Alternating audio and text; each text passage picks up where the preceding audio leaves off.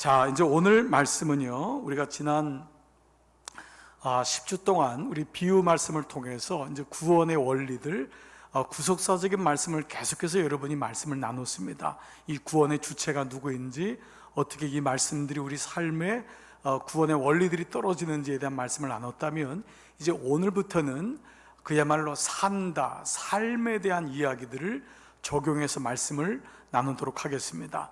그 구원의 메시지가 내 삶에서 어떻게 역사하느냐, 연습되어지느냐, 이것이야말로 무엇보다 또 중요한 거겠죠. 자, 우리가 이런 말씀에서 보면 디모데전서 4장 7절 말씀이에요. 여러분 잘 아시죠? 망령되고 허탄한 신화를 버리고 오직 경건에 이르기를 연습하라. 이제 이 자신을 연단하라는 개정 성경인데, 옛날에는 자신을 연습하라. 다시 한번 띄워줘 보세요. 망령되고 허탄한 신화를 버리고 경건에 이르도록 내 자신을 연습하라, 연단하라. 그래서 우리가 이 말씀이 이어지는 게 뭐죠? 육체의 연습도 약간의 유익이 있지만 경건의 연습은 범사에 유익하니 금생과 내생에 이것이 유익이 된다, 약속이 있다, 이 말씀 아닙니까? 자, 우리가 보통 이제 하나님을, 내가 예수 그리스도를 내가 영접할 때 하나님의 자녀가 되는 것을 구원받았다고 하죠. 그거는 그 순간에 이루어지는 것이기 때문에, 그런데 영의 구원의 완성인 칭이라고 합니다. 이건 영의 구원받는 거거든요. 너가 나의 하나님의 자녀가 되었다, 칭의거든요. 그런데 우리의 삶에서 구원이 이루어져 가는 과정을 가리켜서 성화라고 하죠. 이거는 혼의 세계가 이제 구원을 받는 거죠. 우리의 생각과 우리의 이론과 하나님 앞에 대적하여 높아진 것들을 굴복하여 예수 그리스도 이름으로 순종하는 것, 굴복시키는 것, 무너뜨려 나가는 것. 그래서 하나님의 마음으로 경건의 연습을 이뤄 나가는 것이 성화란 말이에요. 그래서 우리는 구원을 하나님께로 받지만은 또 동시에 너희는 두렵고 떨림으로 구원을 이루라라고 하는 말씀을 기억한다면, 오늘 이 산다 시리즈는 어떻게 우리의 삶에 복음이 들어와서 나의 삶 속에서 무엇이 연습되어지고 훈련되어지나라고 하는 실제적인 말씀의 포인트를 가지고 말씀을 나누겠습니다. 자, 오늘은 첫 번째, 들어야 살 수 있다. 삶은 듣는 것에서부터 시작한다라는 것입니다. 오늘 말씀은 우리에게 익숙한 사람, 이스라엘의 제사장이요 선지자였던 이 사무엘에 대한 이야기입니다.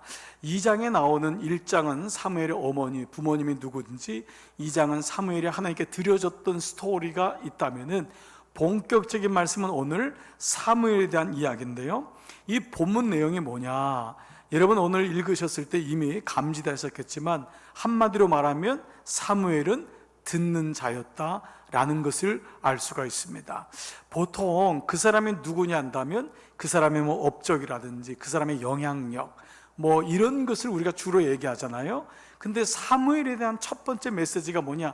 그는 듣는 자였다.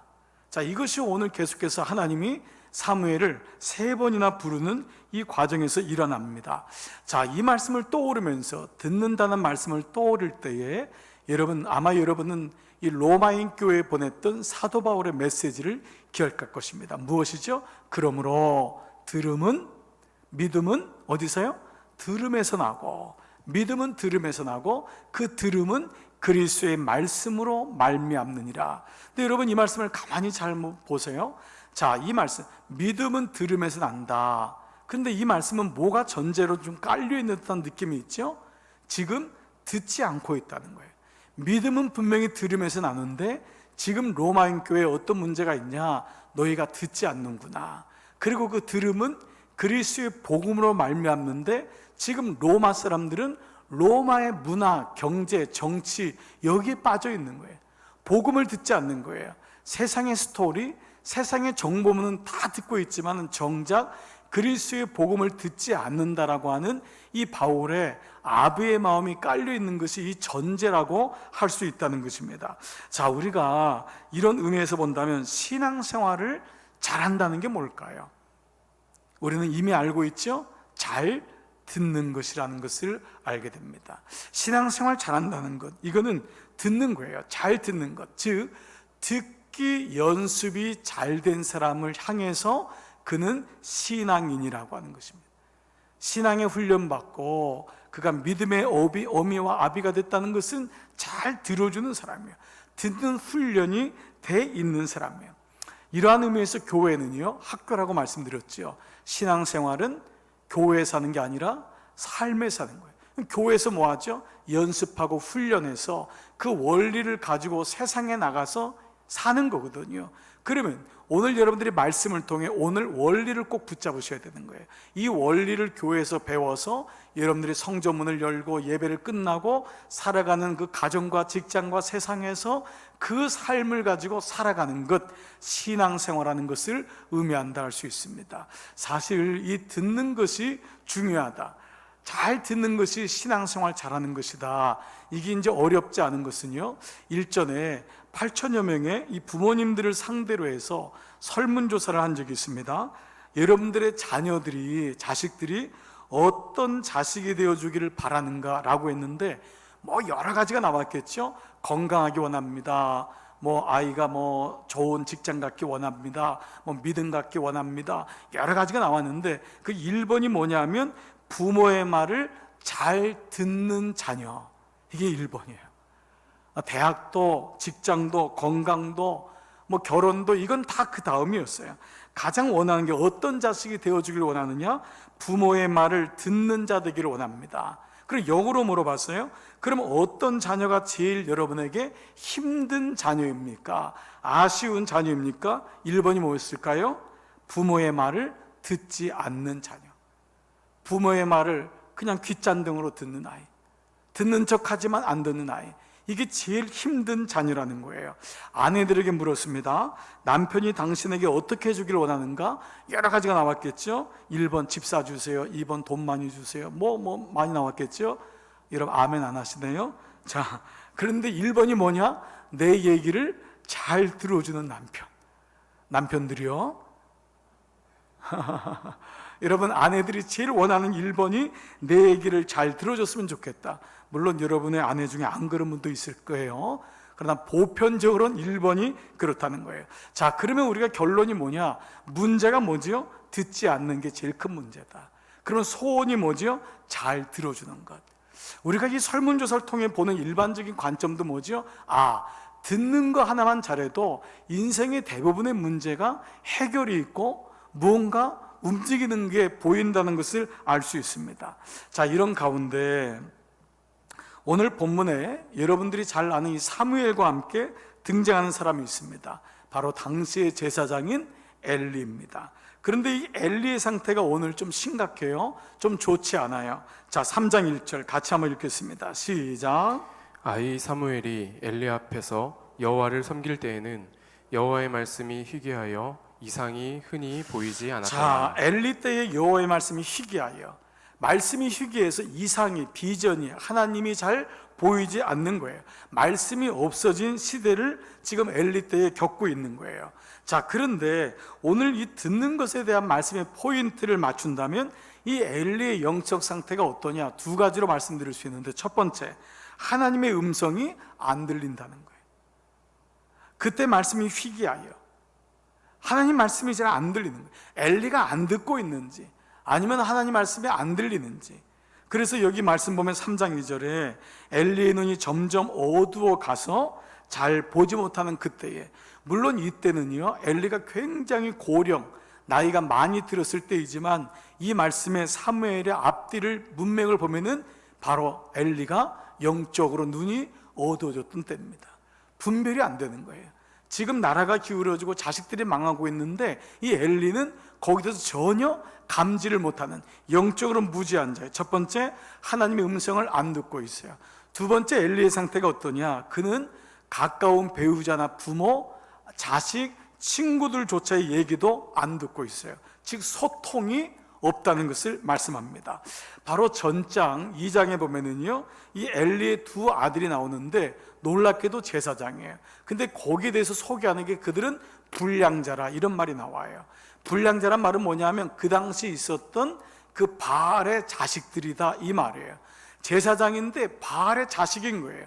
우상에게 넘어간 아이들이에요. 얼마나 나쁜 짓을 많이 하는지 개판이에요. 그런데 이 소식을 어디로부터 듣냐? 2장 24절, 내 아들들아 그리하지 말라, 내게 들리는 소문이 좋지 않으니. 이 아들들이 이렇게 된 것을 소문을 통해 알게 된 거예요. 그 다음 말씀 뭐죠? 온 백성들이 너희들에 대해서 이렇게 얘기하더구나 라고 하는 것입니다. 배우자가 얘기를 안 했을까요? 자식들이 얘기 안 했을까요? 안 듣는 거예요. 즉 하나님의 음성도 못 듣고 사람의, 가까운 사람의 음성도 못 듣는 모습이 지금 엘리의 모습입니다. 그래서 본문은요, 오늘 이 사무엘에 대해서, 엘리에 대해서 말하기를, 한 사람 엘리는 하나님의 음성을 못 듣는 사람, 또 한 사람 사무엘은 하나님의 음성을 듣는 사람, 두 가지가 존재한다는 거예요. 한 사람은 듣는 사람, 한 사람은 못 듣는 사람. 자, 그런데 이 사무엘의 시작이 어떻게 시작하냐? 4절, 여호와께서 사무엘을 부르시는지라 그가 대답하되 다 같이요, 내가 여기 있나이다 응답한 거예요. 여러분, 저는 이 말씀 묵상하다가 창세기 3장의 타락장에 아담이 하나님을 떠났을 때 하나님이 아담에게 묻죠. 아담아 내가 어디 있냐 물을 때 아담이 내가 두려워 숨었나이다. 올바로 반응을 못하는 거예요. 근데 오늘 사무엘은 내가 여기 있나이다. 즉 오늘 우리는 이 말씀이 그저 귀에 들리는 육체적인 육성의 음성만이 아닌 하나님의 영적인 음성에 내가 어떻게 반응하고 있는가, 하나님 말씀을 나는 듣고 있는가라고 하는 것을 보여준다 할 수 있습니다. 자, 그렇다면 여러분, 이 사무엘에게는 어떤 모습이 있었길래 이렇게 어린 시절이었지만 듣는 자가 될 수 있었을까? 자, 동시에 이 말씀의 묵상은 내가 만약에 들어야 산다면, 들어야지만 살 수 있는 존재라면은 나에게는 어떤 모습의 삶의 연습이 필요할까?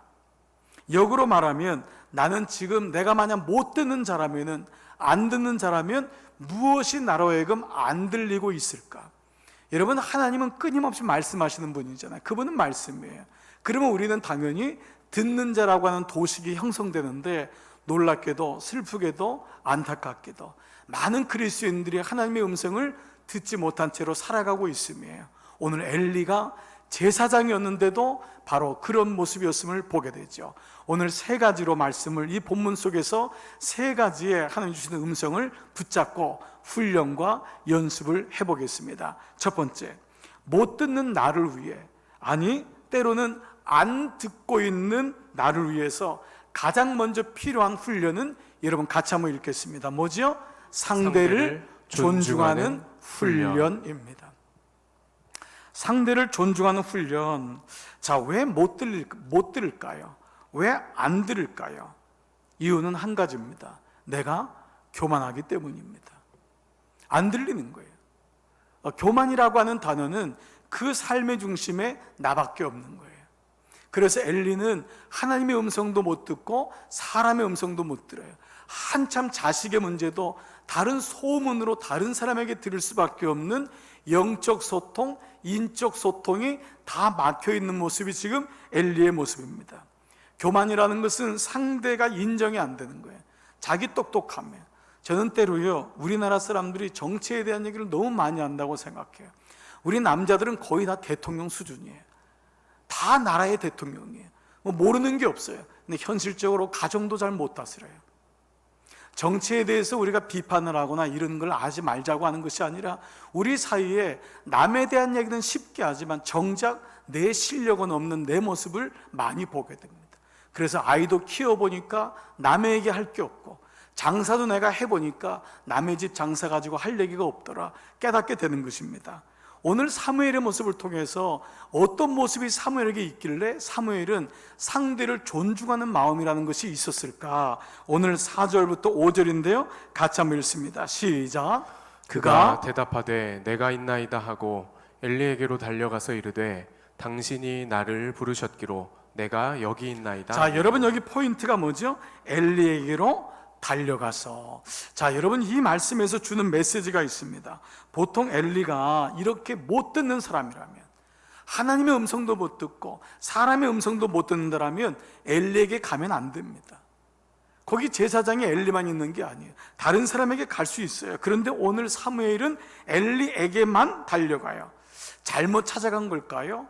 혹자는 여러분 중에는 아니 목사님, 이 사무엘이 아직 어리니까 그 할아버지 같고 아버지 같고 자기를 길러줬으니까 엘리에게 가는 게 당연하지 않을까요? 라고 하지만 여러분 3장 1절에 아이 사무엘로 시작하는 이 아이라고 하는 말은 히브리 말로 나아르라고 하는 말인데, 나아르는 아이만을 얘기하는 것이 아니라 청소년까지도 의미해요. 청년까지도 의미하는 말이에요. 그래서 우리는 이걸 주일학교 때 어린 사무엘 하기 때문에 어리게 생각하는, 아주 어린아이로 생각하지만 성경학자들은 이때 사무엘이 15살 이상 20살까지도 가능하다라는 얘기를 해요. 그 말은 뭐죠? 엘리의 영적 상태, 인지 상태를 이미 사무엘이 알고 있다는 거예요. 엘리가 어떠한 상태인지를 알고 있다는 거예요. 그런데 그는 지금 3번이나 엘리에게로 달려가고 있어요.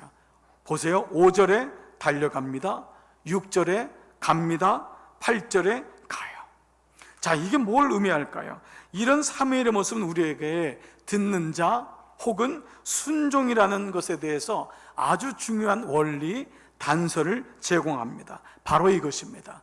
하나님에 대한 순종은 사람에게서 나타난다는 것입니다. 우리가 삶에 적용해 보자고 했어요. 산다의 시리즈이기 때문에 보이지 않는 하나님에 대한 순종은 사람에 대한, 보이는 사람의 순종에서 나타난다는 것입니다. 여러분, 자녀가 하나님께 순종하는 자는요, 필연적으로 부모님께 순종합니다. 근데 대부분, 꼭 그런 건 아니지만요, 부모께 순종하지 않는 자는 거의 다 하나님께 순종하는 것이 없습니다.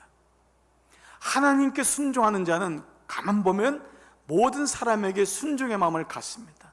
예수님의 영이 내 안에 들어오니까 아내는 남편에게, 남편은 아내에게, 자식은 부모에게, 부모는 자식에게 순종의 영이 사람들을 통해서 일어나는 것입니다.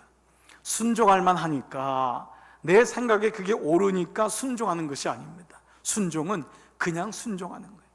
내 생각에 설득이 되고 옳으니까.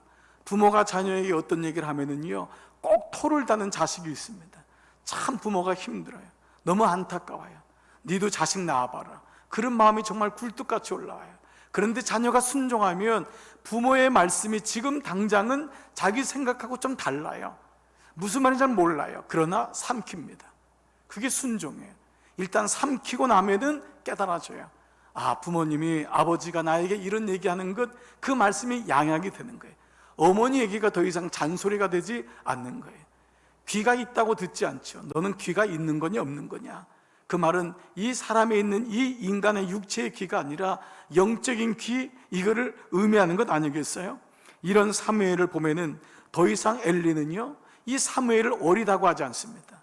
3번이나 자기에게 찾아오는 이 사무엘을 보면서 엘리는 더 이상 미성숙하다고, 준비가 안 됐다고 얘기하잖아요. 이제 너는 하나님의 음성을 들을 준비가 됐다, 분별력이 있다, 인정합니다. 엘리에게 인정받는 거예요.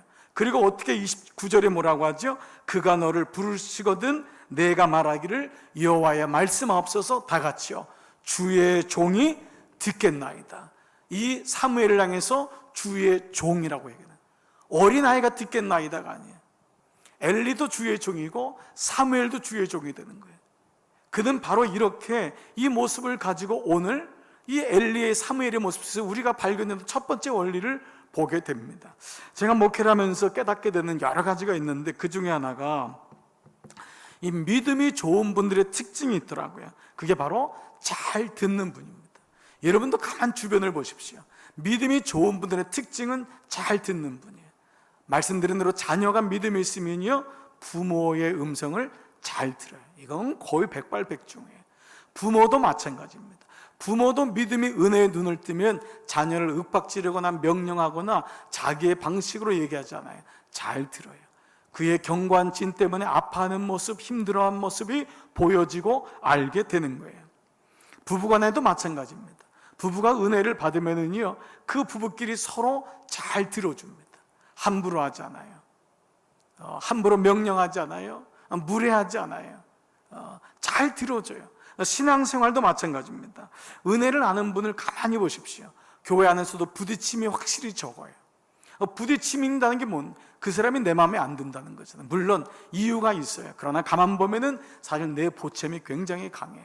그 인간이 내 마음에 안 드는 거예요. 그때로 인사도 안 하고 지나가고, 이것이 내 삶의 연습이 될 때가 많이 있어요. 중직자가 이렇다면 교회는 더없이 어려워질 때가 많이 있죠. 목회자의 관계에서도 마찬가지고, 교육들의 관계에서도 가만히 보면은 잘 듣는 분이 신앙생활을 지혜롭게 하는 사람이에요. 자, 역설적이지만 이런 말이 형성돼요. 사람의 말을 듣는 사람이 하나님의 말도 들어요. 역설적이지만 오늘은 산다 시리즈예요. 삶에다 포인트를 맞춰보자고요. 사람의 말을 듣는 사람이 하나님의 말도 들어요. 물론 그 중에는 나는 그 사람의 소리는 못 듣겠어요. 이유가 있을 수 있어요. 하나님의 음성만을 듣는 경우도 있지만, 일반적인 대부분의 경우는 사람의 말을 듣는 사람이 하나님의 말도 들어요. 자, 근데 이 들음이란 게 뭘까요?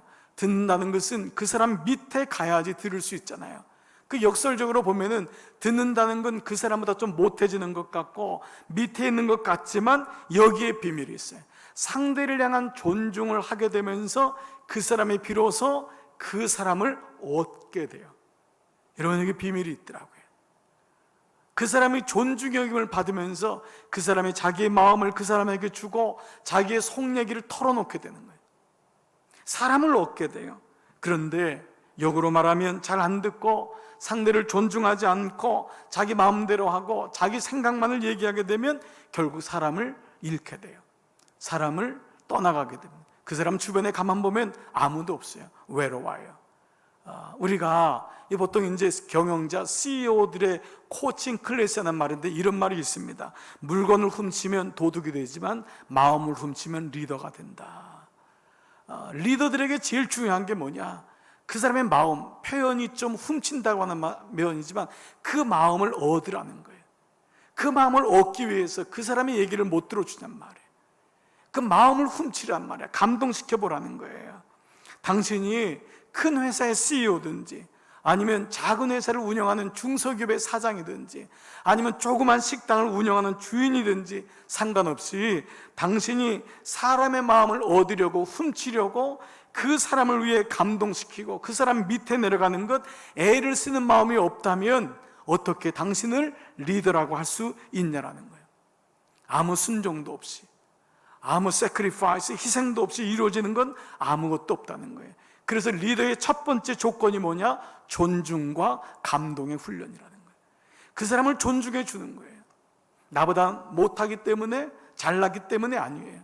그 있는 그 자체로 존중해 주고 그 사람의 마음을 얻으려고 하는, 감동을 주고 싶어하는 그 마음을 가지라는 거예요. 지금 옆에 있는 사람에게 귀를 기울여 보라는 거예요. 그 사람의 얘기를 들으라는 거예요. 하나님의 음성을 듣기 전에 당신 옆에 있는 배우자, 아내의 음성을 듣고 남편의 음성을 들어주고 그를 존중히 여기라는 거예요. 여러분, 아내들이요, 아빠들은 존중히 여김을 받지 못하면 집에 들어가고 싶지 않아요. 아빠들이 당연히 존경받을 만하니까 그렇지 않습니다. 어떤 어머니들은 목사님, 존경받을 만한 짓을 해야지요. 여러분은, 아내된 여러분은 사랑받을 만한 짓을 지금 하고 있습니까? 그렇지 않아요. 그 자체를 존중해주는 그 삶의 훈련이 없기 때문에 존중받지 못하는 것이 계속 이어지고, 그 모습을 자녀가 보기 때문에 자녀는 결국 부모의 모습을 따라서 살게 되는 것입니다. 이 말씀이 빌립보서 2장 3절, 빌립보 교회에 문제가 생겼어요. 그 말은 존중이 사라졌어요. 그때 어떤 말씀을 하죠? 아무 일이든지 다툼이나 허영으로 하지 말고 오직 겸손한 마음으로 각각 자기보다 다 같이요 남을 낮게 여기고. 여러분이 그 사람이 나보다 낫다는 거예요. 그 사람을 낮게 여기라는 거예요. 이것이 교회 공동체, 가정 공동체를 살리는 비밀이라는 거예요. 메시지 성경 보니까 다른 사람을 무시하여 자기 방식을 고집하지 마십시오. 이러한 이제 메시지가 있는 거예요. 그것은 어리석은 것입니다. 자기 방식을 고집하여 다른 사람을 무시하여 그렇게 살지 마십시오. 그것은 어리석은 것입니다. 그것이 허영과 다툼이라는 거예요. 오직 겸비한 마음으로 자기보다 남을 더 낮게 여기라는 거예요. 상대방을 존중하는 훈련, 연습이 내 안에 있어야지만 음성이 들립니다. 여러분, 책을 읽지 않는 분들이 있습니다. 바쁘기 때문에, 눈이 나쁘기 때문에 여러 가지 이유가 있지만 그 말은 다른 사람의 얘기를 듣지 않겠다는 것입니다. 나이가 들어도 꾸준히 책을 보는 어르신들이 돼야 됩니다. 그때 상대방의 얘기를 계속 듣습니다. 세상의 흐름을 알게 됩니다. 우리가 기록하고 노트한다는 건 모르죠? 내가 당신을 존중합니다. 내가 당신의 말씀을 들어보겠습니다 라고 하는 겸비한 메시지가 내 안에 흐르는 것입니다. 그런데 우리에게 이것이 연습되어 있지 않기 때문에 하나님의 음성도 안 들리고 사람의 음성도 들리지 않는 것입니다. 두 번째, 첫 번째가 이렇게 상대를 향한 존중, 귀히 여김, 이런 마음이라면, 두 번째는 자기를 향한 마음인데 바로 이것은 자기를 낮추는 훈련입니다.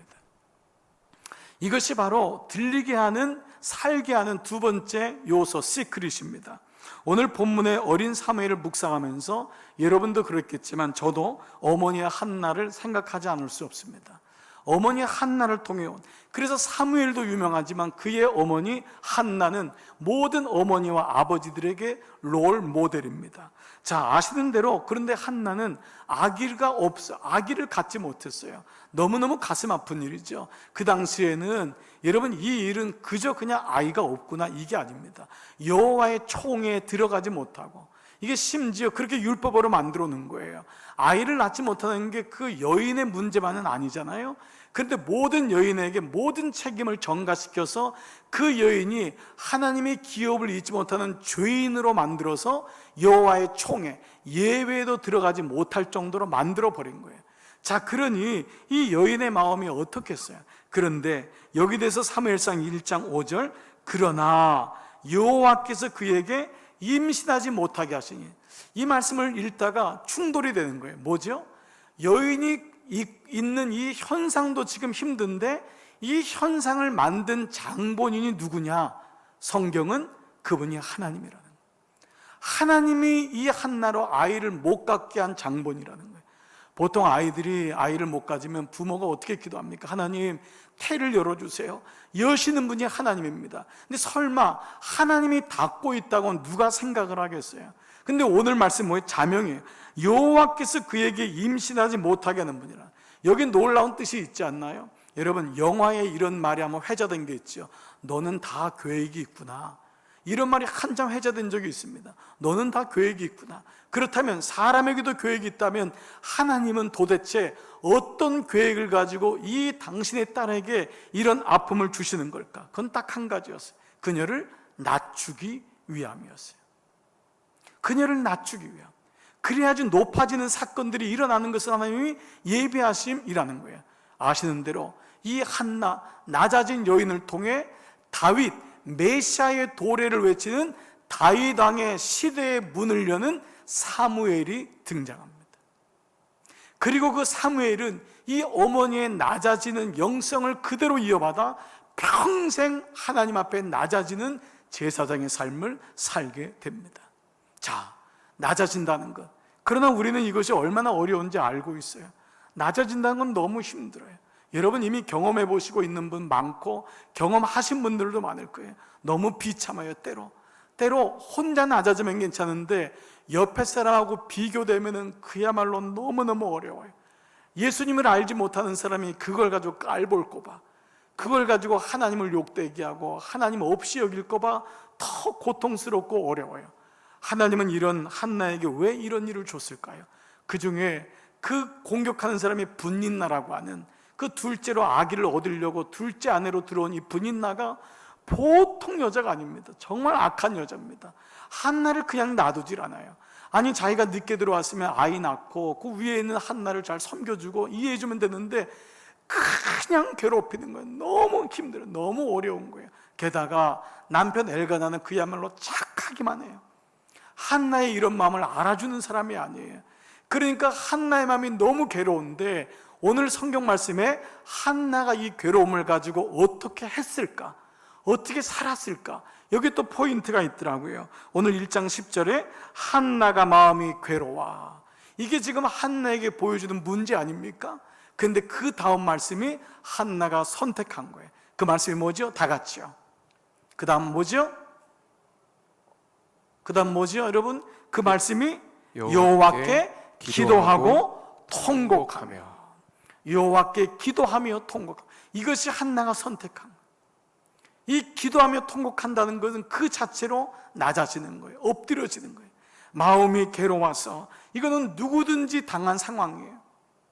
근데 그 다음이 중요해요. 여러분, 만약에 어떤 여자가 똑같은 일을 경험했는데 마음이 괴로워서 어떻게 했을까요?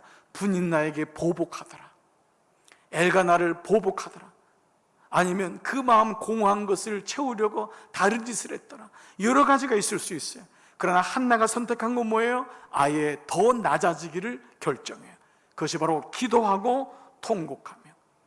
한나가 선택한 것이 기도하며 통곡하며.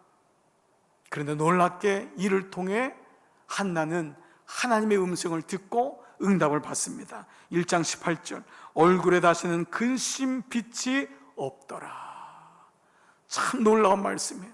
낮아졌더니 하나님의 음성이 들리는 거예요. 그리고 엘리 제사장, 그 분별하지 못하는 엘리 제사장도 드디어 한나의 마음을 이해하게 되는 거예요. 평안히 돌아가라, 하나님이 너희의 기도를 들었도다, 응답했도다. 하나님의 음성도 듣고 사람의 음성도 듣게 됩니다. 그리고 2장 6절 2장에 보면은 한나의 노래가 나오는데요, 그 중에 우리가 봐야 될 음성이 어떤 노래냐? 6절 7절 다 같이 한번 읽을게요. 시작. 여호와는 죽이시기도 하시고 살리시기도 하시며 가난하게도 하시고 부하게도 하시며 낮추시기도 하시고 높이시기도 하시는도다. 제가 어제 이 말씀을 몇 번 읽고 묵상하다가 정말 하나님이 이런 분인 것을 알기만 한다면 세상에 난 더 이상 보참이 없겠구나. 이걸 한나가 깨달은 거예요. 이제 근심이 없는 거예요. 여호와는 죽이시기도 하지만 나를 죽였잖아요. 근데 그분이 살리시는 분이고, 여호와가 나를 가난하게 하셨지만 그분이 나를 부하게도 하시고, 여호와가 나를 낮추시기도 하셨지만 그분이 나를 높이시는 분이다. 한나는 드디어 하나님의 음성을 들은 거예요. 여러분, 아마 남자분들은 대부분 좋아하는 구기 종목 중에 축구와 더불어서 좋아하는 농구일 것입니다. 청소년들, 청년들은 이 농구 너무너무 좋아하죠. 이 미국에서요, 이 가장 훌륭한, 역사적으로 미국이 이제 워낙 농구에 처음 이제 시발점이 된 나라니까요, 그 농구 코치 중에, 감독 중에 누구를 제일 존경하냐 하면 100이면 100다 얘기하는 사람이 있습니다. 존 우든이라고 하는 분인데요, 90세 넘게 현역으로, 정말 오랫동안 현역으로 계시다가 돌아가신 분인데 전설적인 분입니다. 정말 그 당시 3위로 얘기했던 UCLA, 지금은 너무 훌륭한 팀인데 그 팀을 맡아서 무려 88연승을 한 거예요. 이거는 역사적으로, 이런 세계적으로 이렇게 연승을 할 수가 없어요. 그 약한 팀을 88연승을 하면서 무려 27년 동안 완전히 그 팀으로 만들었던 이 사람의 이야기인데요, 이 사람에 대한 이야기가 책으로 나온 게 불패의 신화, 존 우든이 감독이 들려주는 88연승의 비밀이라고 하는 이 책이 있습니다. 이 책의 내용에는요, 이분이 자신의 지난 인생의 코치를 보면서 기자들에게 질문을 받죠. 어떻게 당신이 이렇게 훌륭한 코치가 될 수 있었습니까? 어떻게 무너지는 팀을 저렇게 명문의 팀으로 만들 수 있었습니까? 이런 내용이 나오는데요, 제가 한 가지로 일축한다면 한 기자가 이렇게 물어요. 이 팀, 아무도 가려고 하지 않고 이미 무너진 팀, 동네 농구하는 팀, 지밖에 모르는 똑똑한 애들, 자기밖에 모르는 동네, 이게 농구잖아요. 그 농구팀에 어떻게 그 농구팀을 그런 명문팀으로 만들 수 있었습니까? 거기서 당신이 한 역할은 무엇이었습니까? 그러자 이 존 우든이 이렇게 얘기합니다. 제가 하는 건 한 가지입니다. 자신이 팀에서 없어서는 안 된다고 생각하는 선수를 경기에 나가지 못하게 하는 것입니다. 자, 여러분, 이게 잘 이해가 안 될 수가 있을 거예요. 자기가 팀에서 없어서는 안 된다고 생각하는, 그렇게 우기고 고집하는 그 선수를 경기에 나가지 못하게 하는 게 내가 했던 한 가지입니다. 근데 그 다음 말씀이 들으면 이해가 됩니다. 그렇지 않으면 그 한 사람으로 인해 감독인 내 얘기가 선수들에게 전달되지 않기 때문입니다. 이것이 바로 우리의 이전 팀의 모습이었습니다. 여러분, 무슨 말씀이 이해가 되지 않습니까? 자기밖에 모르고 자기가 우긴다고, 자기밖에 모르는 애들, 이 농구는 공동체잖아요. 그룹 운동인데 한 사람이 아무리 타고봤자 몇 승을 하겠어요? 다 살아야 되는데 자기가 없으면 안 되겠다고 하는 그 아이를 그 경기에 못 나가게 해야 된다. 왜냐하면 그 아이의 고집 때문에 다른 선수들이 감독인 자기의 얘기를 듣지 못하기 때문에 바로 이전의 모습이, 우리 팀의 모습이 이러했다라는 것입니다. 이 얘기에서 여러 가지 인사이트를 발견하게 됩니다. 여러분은 언제 주님의 음성이 들리던가요? 바로 낮아질 때입니다. 낮아질 때 주님의 음성이 들립니다. 나보다 남을 더 낮게 여기는 그 마음이 있을 때만이 주님의 음성이 들립니다. 그게 가난한 마음이요, 그게 주님 앞에 엎드리는 마음 아닙니까? 여러분은 지금 어디에 있습니까? 여러분의 위치는 지금 어디 있습니까? 오늘 예배드리는 여러분은 어디 있습니까? 여러분, 우리 한 주간 동안 자녀를 위해 기도했는데 여러분이 왜 자녀를 위해 아파하고 힘들어합니까? 자녀들이 지금 어디에 있는지 조차도 모르고 그 아이가 높은 데 있는 거예요. 부모는 아는 거예요. 저게 금방 떨어질 텐데, 금방 좌절할 텐데. 헛개비를 붙잡고 있는 게 부모의 눈에 보이는 거예요. 예배 드린다고 하는 이 말의 어원이 무릎 꿇다 혹은 엎드린다, bow down이에요. 예배한다는 것은 서서 예배하는 게 아니에요. 하나님 눈 밑에 엎드리는 거예요. 주님, 내가 주의 음성을 듣겠습니다. 봉헌이라는 것은 겸손히 주께 올려드립니다 라고 하는 말이 봉헌의 의미예요. 마땅히 내가 당연한 의무처럼, 마치 회비처럼, 마치 무슨 부조처럼 그렇게 드려지는 게 봉헌이 아닙니다. 그렇게 드려지는 게 많아진들 하나님이 받으시겠어요? 하나님이 거지가 아닌데. 그런 의미에서 우리의 모든 것이 주께로부터 왔음을 기억하고 주님께로 올려드리는 것, 내 위치가 낮게 있다는 것, 이런 의미로 본다면 오늘 듣는다라고 하는 헬라어가요, 아코라고 하는 말인데, 이 듣는단 말과 가장 연결된 순종이란 말이 아코란 단어를 집어넣어서 썼어요. 바로 휘포 아쿠어입니다. 근데 휘포가 뭐냐? 밑에서라고 하는 전치사입니다.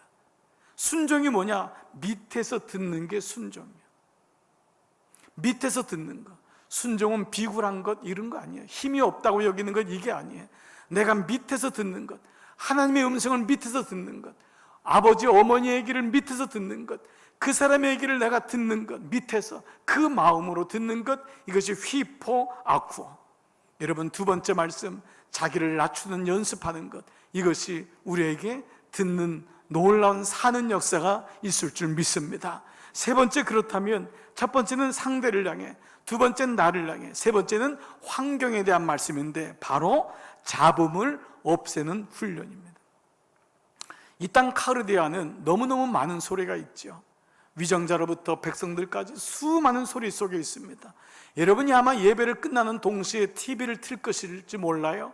그리고 여러분 책을 보게 될지 몰라요. 들려오는 소식들, 라디오 소식들, 수많은 정보가 너무 많습니다. 그러나 사실 노이지, 쓸데없는, 영양가 없는 정보들이 너무 많아요. 여러분들이 이런 예를 한번 들어보면 어떨까요? 여러분이 정말 중요한 분, 여러분이 존귀 여기는 분이랑 어떤 만남을 가졌어요. 식사를 해요. 그러면 여러분은 식당을 예약할 것입니다. 어떤 식당을 예약할까요? 딱 한 가지입니다. 조용한 식당입니다. 다른 사람에게 방해를 받지 않는 식당입니다. 국밥집에 그 중요한 사람을 데려가는 사람은 아무도 없어요. 그 중요한 사람에게 뭔가 듣기를 원하기 때문에 조용한 곳에 가서 방해받지 않고 그분하고 독대하기를 원하는 것입니다. 그에게 집중하는 거예요. 오늘 말씀 속에 3절의 전반부를 보면은 사무엘은 하나님의 궤가 있는 여호와의 전 안에 누웠더니, 저는 이 말씀이 계속 묵상이 되는 거예요. 몇 번을 읽까? 한 10번, 20번을 읽으면서 이게 뭘까? 사무엘은 하나님의 궤가 있는 여호와의 전 안에 누웠더니, 근데 공교롭게도 그 위에 2절에 보니까 엘리는 자기 처소에 누웠더니, 엘리야말로 당연하게 여호와의 전 안에 누워야 될 사람이고, 사무엘은 어리다고 생각한다면 집에 가서 누워도 되는데 지금 엘리는 집에서 누워있고 사무엘은 하나님의 궤가 있는 성전에 누워있단 말이에요. 이게 무슨 말씀을 의미할까? 몇 번이나 말씀을 묵상하다가 이런 느낌이 드는 거예요. 궤라는 것은 말씀께 언약궤잖아요. 그 언약궤 앞에 마음을 모으면서 하나님의 음성 듣기를 원하는 사무엘의 모습. 이 사무엘의 나이가 어리지 않고 15, 20살이면 그야말로 신학교를 다니거나 아니면 이제는 제사장의 역할을 해야 되는 그때 사무엘의 마음에 어떤 안타까움이 있을까요? 하나님, 안 들려요. 듣고 싶은데, 나 듣고 싶은데. 그래서 오늘 말씀에 보면은 이 사무엘이 이런 말씀을 들은 게 처음이라고 했어요. 그래서 이 말씀을 모르기 때문에 엘리에게 찾아간 거예요. 처음이라고 했으니까 그렇게 여호와의 전 앞에 엎드려 하나님, 내가 듣기를 원해요. 하나님 말씀을 들어야지 제가 제사장 역할을 할 텐데요. 이런 안타까움이 있지 않았을까? 이 마음이 계속해서 묵상되는 거예요. 몇 년 전에 목회자 세미나에 강사로 초청돼서 간 적이 있습니다. 이 집회 가운데 제일 어렵고 가고 싶지 않은 데가 이 목회자 세미나입니다. 사실 목회자들은 잘 안 들어요. 그리고 또 사실 저로서도 제가 뭐 얼마나 하다고 목회자에게 무슨 얘기를 하겠어요. 목회자들에게 그냥 강의를 해달라고 하도 부탁해서 준비한 시간 열심히 해서 전했습니다. 그런데 이제 문제가 그 다음에 발생한 거예요. 한 분이 갑자기 질의응답 시간이 왔는데 뜬금없이 저에게 묻는 거예요. 목사님은 지난 시간에 목회에서 언제가 제일 어려웠습니까? 물론 이 질문 자체가 뭐 힘든 건 아닌데 대답하기가 쉽지 않았어요. 그냥 문득 제 입에서 나오는 대답은, 그래, 개척교회 할 때, 그래, 그때 아이가 병들었을 때, 너무 가난했을 때, 그래, 교회 건축했을 때 그 어려움, 그거 생각하면 너무 어려웠지. 그리고 내 뜻과는 관계없이 교인들에게 오해받고 그게 막 소문 퍼지고 어려웠을 때 너무 죽고 싶었어, 너무 힘들었어, 이런 생각들이 많이 나는 거예요. 그런데 문득 성령께서 제 마음에 주시는 음성은 그게 아니었어요. 바로 이 음성이었어요. 주님의 음성을 들을 수 없었을 때. 이게 진짜였더라고요. 사실은 이것 때문에 어려운 거였어요. 아이가 병들어서 어려운 게 아니었어요. 아이가 가난해서, 우리가 가난하고 개척교회였기 때문에, 교회가 건축을 몇 번이나 했기 때문에, 교인들에게 오해를 받았기 때문에 어려운 것이 아니라 주님의 음성을 들을 수 없었기 때문에 그때가 제일 어렵고 힘들었어요. 사실이었어요. 주님은 말씀하시는데 제가 듣지를 못하고 있는 거예요. 너무 답답하고 너무 고통스러운 거예요. 그래서 그때 정말 많이 불렀던 찬양이 오늘 예배 끝나고 말씀 끝나고 부를 건데, 주의 음성을 내가 들으니, 주의 음성을 내가 들으니, 사랑하는 말일세, 주의 음성을 내가 들으니, 늘 불렀던 찬양인데 주의 말씀을 듣지 못하는 내 모습, 주의 말씀이 안 들리는 모습. 그런데 그 대답이 오히려 저의 목회에 굉장히 많은 걸 돌아보게 됐어요. 그 이후로부터 안 들리게 만드는 것들을 버리기 시작했어요. 차단시키기 시작했어요. 바쁜 것, 교회가 아닌 다른 것에 관심 갖는 것, 내 양이 아닌 다른 양에 대해서 더 많은 관심 갖는 것, 이런 모든 것, 하나님이 기뻐하지 않는 모습들을 다 줄여나가기 시작했어요. 다시 마음을 모으기 시작했어요. 여러분이 아시는 분이 있을 텐데, 비행기가요, 그 엄청난 연료를 싣고 그 많은 화물을 싣고 수백 명의 손님, 그 사람을, 승객을 싣고 나르지 않습니까?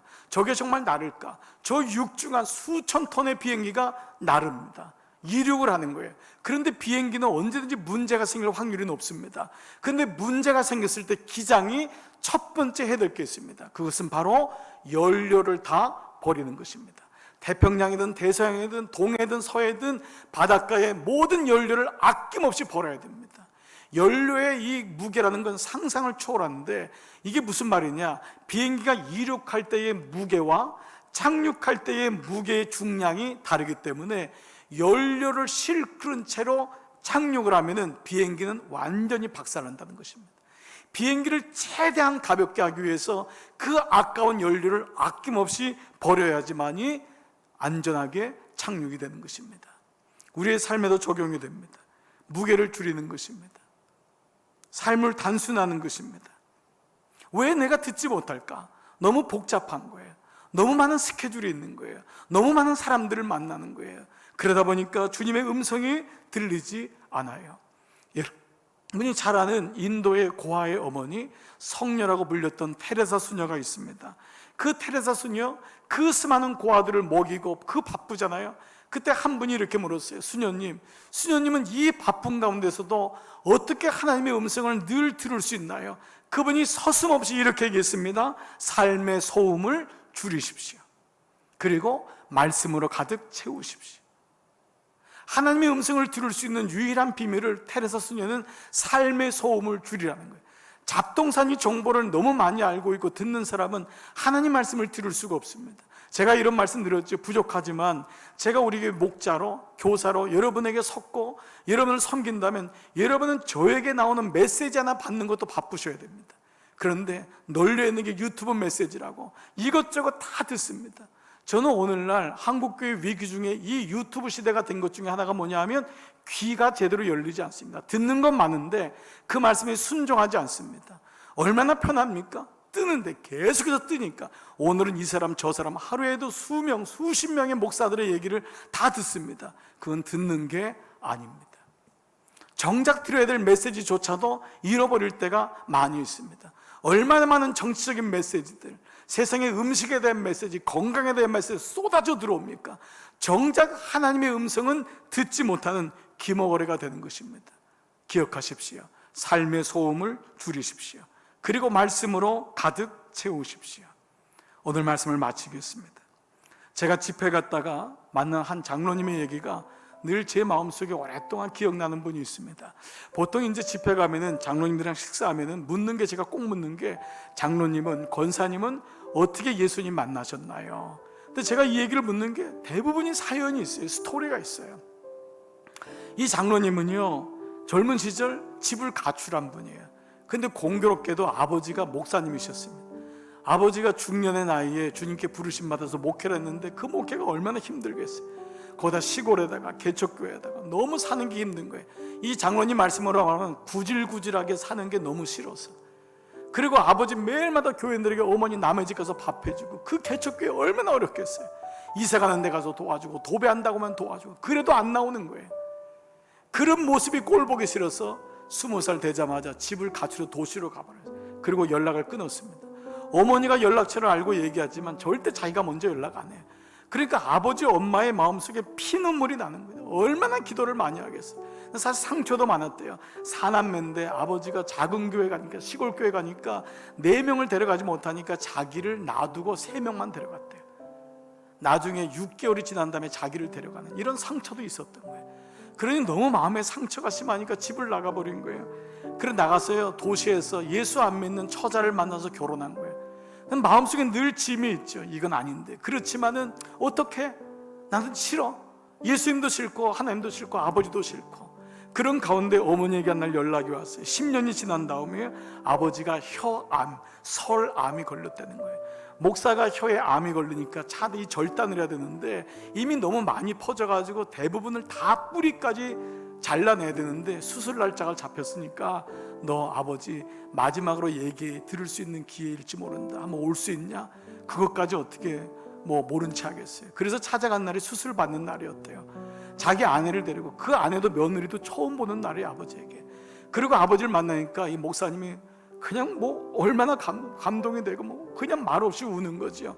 근데 이미 입에 혀에 이미 암이 다 퍼졌기 때문에 이미 몇 마디에도 너무 힘들고 발음도 너무 약한 거예요.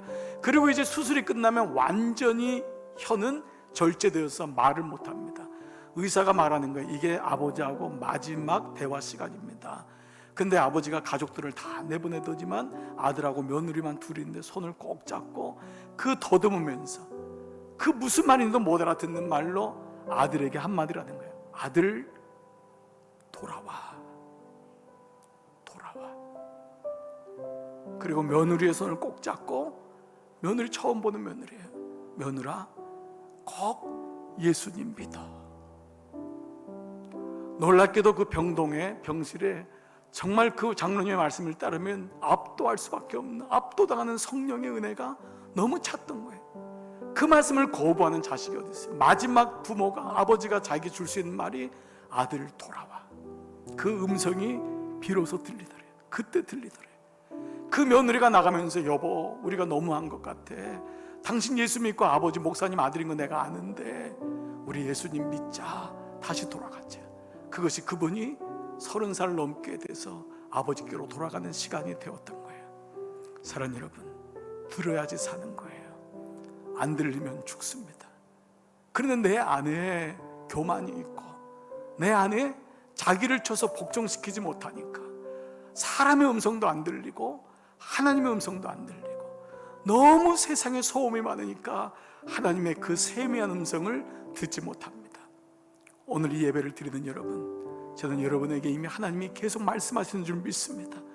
여러분의 자녀에게 말씀하고 있습니다. 주님, 들리게 하여 주옵소서. 그리고 내가 듣기 위하여 오늘 이 말씀 속에 내가 삶에서 부단히 연습해야 될 것이 무엇인지를 보게 하여 주옵소서. 이 말씀이 오늘 첫 번째, 들어야 산다. 여러분 말씀 되어서, 여러분 자녀의 말씀 되어, 여러분의 며느리의 말씀이 되어, 여러분 사위의 말씀이 되고, 여러분 가정 부모님의 말씀이 되어 우리 모두를 살리는 말씀 되기를 주님의 이름으로 축복합니다. 아멘. 여러분 이 시간 한번 자리에서 다 한번 일어나셔서 우리 하나님 앞에 반응하시죠. 주님, 내가 듣겠습니다. 이것이 복입니다. 주의 음성을 내가 들으니, 주의 음성을 내가 들으니. 여러분이 찬양을 지었던 크로스비 여사는 맹인이었어요. 그러니 얼마나 주님의 음성을 듣기를 원했겠어요. 우리가 그 마음을 이해한다면 이 찬양이 좀 더 은혜가 되리라 생각합니다. 함께 찬양합니다. 주의 음성을, 주의 음성을 내가 들으니 사랑한단 말일세. 믿는 마음으로 주께 가오니 나를 영접하소서. 내가 매일 십자가 앞에 더 가까이 가오니 구세주의 흘린 보배 피로써 나를 정케 하소서. 주여 넓으신 은혜 베푸사 나를 받아주시고 나의 품은 뜻 주의 뜻같이 되게 하여 주소서. 내가 매일 십자가 앞에 더 가까이 가오니 구세주의 흘린 보배 피로써 나를 정케 하소서. 주의 보좌로 나아갈 때에 어찌하니 기쁠까. 주의 얼굴을 항상 배우니 더욱 친근합니다. 내가 매일 십자가 앞에 더 가까이 가오니 구세주의 흘린 보배 피로써 나를 정케 하소서. 내가 매일 십자가 더 가까이 가오니 구세주의 흘린 보배 피로써 나를 정케 하소서. 우리 말씀 붙잡고 듣기를 원합니다. 기도하며 나갑니다. 아버지 감사합니다. 아버지 나에게 존중히 여기는 마음, 그 밑에서 듣는 마음, 아버지 하나님의 음성을 존중히 여기고 사람의 말을 존중히 여기는 그 마음 주시기를 원하옵고 기도합니다. 아버지 내 안에 자기를 부인하고 낮아지는 그 연습을 통하여 주님의 음성 듣기를 원합니다. 아버지 내가 잡음을 없애고 세미한 주의 음성 듣기를 원합니다. 소음을 없애십시오. 그리고 하나님 말씀으로 가득 채우십시오. 아버지 주의 마음을 허락하여 주옵소서. 주의 은혜를 허락하여 주옵소서. 들리지 않으면 죽습니다. 들려야지 삽니다. 오늘 예배드리는 모든 종들마다 주의 세미한 음성 들리게 하여 주시옵소서. 하나님, 엘리야가 주님 앞에 나갈 때 큰 지진도 아니고 큰 폭풍도 아니고 세미한 소리로 주님 말씀하실 때 그의 무릎 앞에 무릎을 꿇었습니다. 우리의 삶 가운데 우리가 일을 하다가 사람을 만나다가 길을 걷다가 운전을 하다가 늘 주님 내게 말씀하실 때 내가 주의 음성을 들을 수 있도록 그 세미한 주의 음성을 들어야지만 살 수 있사오니 주여, 오늘 이 말씀을 듣는 우리 모든 사랑하는 교우들 한 분 한 분의 귀가 열리는 역사가 일어나게 하여 주시옵소서. 엘리 같은 삶 살지 말게 하시고, 하나님 나에게 존중히 여기는 마음, 하나님과 사람을 존중이고 내 스스로가 자기를 부인하여 낮은 곳에 처하는 낮아지는 연습을 통하여 부단히 우리에게 소음을 줄이고 하나님 앞에 귀를 기울이고 말씀으로 채우는 우리 모든 종들로 축복하여 주시옵소서. 주님, 들려야 삽니다. 들리지 않으면 죽습니다. 오늘 이 말씀이 내 말씀되어 내 자녀의 말씀되고 부모의 말씀되고 우리 교회의 말씀되어 이번 한 주간 넉넉히 승리하게 할 줄 믿습니다. 모든 영광 주께 돌리오며 이제는 성부와 성자와 성령의 은총이 오늘 주의 말씀이 꼭 들려야 되는 그 영혼, 주의 말씀이 들리게 하시고 돌아가게 하는 역사가 있게 하시고 우리 모두 다시 우리를 점검하고 연습하는, 훈련하는, 사는 역사가 일어나는 모든 종들 위해 이제로부터 영원토록 함께 하시기를 간절히 축원하옵나이다. 아멘.